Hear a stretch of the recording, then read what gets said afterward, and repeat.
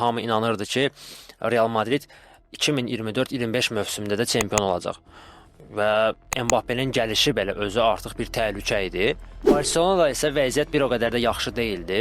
Flick yarımçıq bir komandaya gəldi. Flick lax bir komandaya gəldi.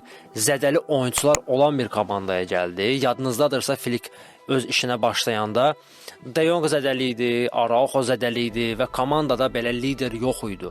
Əsas məsələ Rafinha'nın yenidən qurulması. Mən buna belə deyəcəm. Flick gəldi, Rafinha'nı inşa etdi. Komandanın La Ligada göstərdiyi performans ilk turlarda çox gözəl idi. Komanda çox ideal şəkildə oynayırdı və 8, 9, 10 oyuna yaxın idi ki, komanda xal itirmirdi.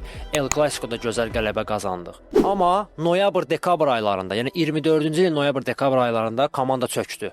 Çox yersiz xallar itirdi. Osasuna ilə oynarda xal itirdi, Leganeslə, nə bilim Las Palmasla, Atletico Madridə uduzduq. Barcelona 2025-ci ilə kubokla başladı.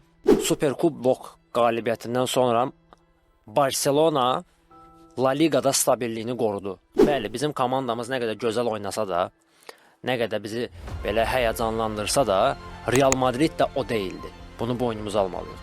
Real Madrid prime Real Madrid deyildi.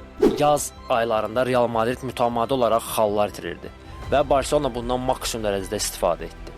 Maksimum dərəcədə istifadə etdi və La Liganı qazandı. Və tam olaraq layiq idi. Barça La Liganı qazanmağa layiq idi, möhtəşəm oyun göstərdilər. Amma yenə də unutmayaq, Real Madridin laxlaması az da olsa bizə kömək elədi.